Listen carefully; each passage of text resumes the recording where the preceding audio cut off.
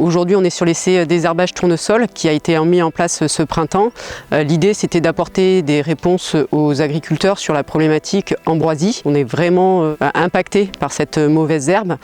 Donc, on voulait vraiment apporter des solutions aux agriculteurs pour les aider à désherber leur tournesol et maintenir le tournesol dans nos rotations. On a notamment une matière active qui a été interdite il y a 2 ans, qui était très efficace pour nous aider à lutter contre l'ambroisie. Donc aujourd'hui, on essaye de trouver des nouvelles solutions. Donc on a comparé des modalités, on s'est restreint à des modalités avec le Passat Plus, donc sur des variétés de tournesol Clearfield Plus. Et en plus, dans notre essai, on a mis en place un nouveau produit qui peut-être sera une solution pour demain. Donc si on a toujours les Clearfield Plus ou Clearfield en tournesol, eh bien on pourra continuer à faire du tournesol dans le sud de Charente. Ce qui est important, nous, en tête de rotation, et pour garder quand même un petit peu de revenus. Et après, même vis-à-vis des apiculteurs, on a un apiculteur qui nous laisse environ 300 ruches sur l'exploitation. Les premiers résultats montrent qu'effectivement, sans Passat Plus, donc sans passage de désherbage en poste levé du tournesol, on n'a pas de solution. Il y a peut-être une meilleure efficacité sur du Passat Plus fractionné.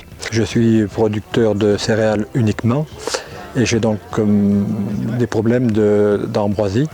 Et de venir ici aujourd'hui avec les fermes présentes et des collègues agriculteurs, c'est un échange et on voit l'innovation qui est en train de se faire et ce qui va nous apporter dans les années à venir et qui est vraiment utile pour justement régler ce problème d'ambroisie. On a des baisses de rendement significatives, si on ne gère pas ça, ça n'en finit plus de pulluler et puis on ne saura plus comment résoudre ce problème-là.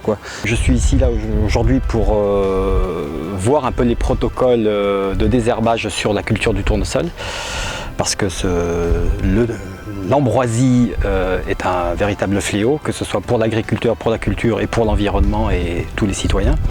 Donc le but, c'est de combattre cette plante à différents niveaux. Aujourd'hui, on est là sur des expérimentations de désherbage avec des résultats qui sont quand même assez intéressant, puisqu'on observe selon les protocoles des différences de résultats assez significatives.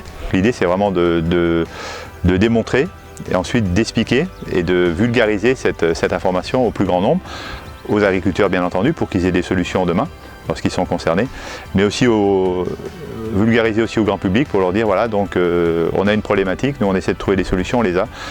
Et aussi aux législateurs, puisque ces solutions-là, il faut qu'on les garde, puisque sinon, demain, la culture du tournesol disparaîtra de la région. Et si cette culture est importante, tant pour l'équilibre des rotations, que pour les abeilles, notamment pour les apiculteurs. Et puis, 3e point, pour sa richesse en protéines, puisque c'est une des cultures riches en protéines qui peut nous permettre aussi de diminuer notre dépendance vis-à-vis des importations de soja.